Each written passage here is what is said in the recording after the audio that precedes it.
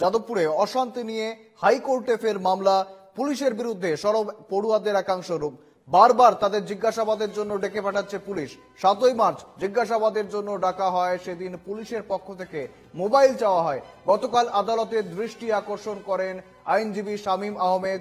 বিচার চেয়ে আদালতের দ্বারস্থ ছাত্ররা। বিচারপতি তীর্থঙ্কর ঘোষের এজলাসে মামলার অনুমতি। আজ মামলার শুনানির সম্ভাবনা রয়েছে। আবারও জানাবো, যাদবপুরে অশান্তি নিয়ে হাইকোর্টে ফের মামলা।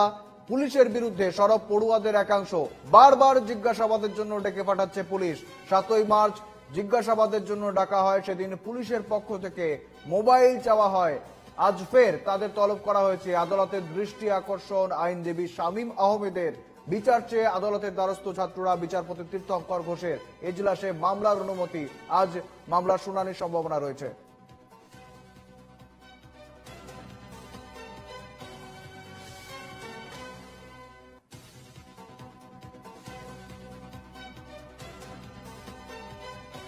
যেমনটা জানাচ্ছিলাম, যাদবপুর নিয়ে রীতিমতো উত্তাল, এখনো পর্যন্ত অচল অবস্থা কাটেনি। তার মধ্যেই যাদবপুরের এই যে গোটা ঘটনার তদন্ত চলছে, সেই তদন্তের জন্য ছাত্রছাত্রীদের, সংশ্লিষ্ট ছাত্রছাত্রীদের, আন্দোলনকারীদের বারবার করে ডেকে পাঠানো হচ্ছে যাদবপুর থানায়। পুলিশের কাছে, পুলিশ থেকে ডেকে পাঠানো হচ্ছে, তাদের কাছে মোবাইলও চাওয়া হয়েছে, এমনটা অভিযোগ করছেন তারা।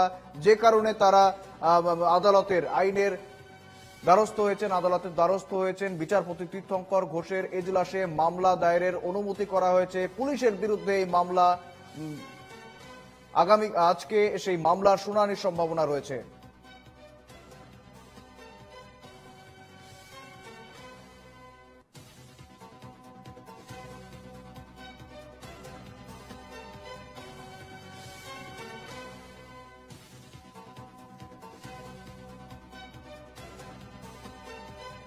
আবারও জানাবো, যাদবপুর কাণ্ডে পুলিশের বিরুদ্ধে আরো একটি মামলা দায়ের হলো।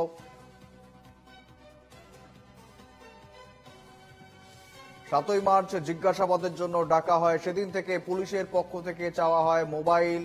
জিজ্ঞাসাবাদের জন্য বারবার পুলিশ ডেকে পাঠাচ্ছে, তাই আদালতের দৃষ্টি আকর্ষণ করেন আইনজীবী শামীম আহমেদ। বিচার চেয়ে আদালতের দ্বারস্থ ছাত্ররা। বিচারপতি তীর্থঙ্কর ঘোষের এজলাসে মামলার অনুমতি। আজ মামলার শুনানির সম্ভাবনা।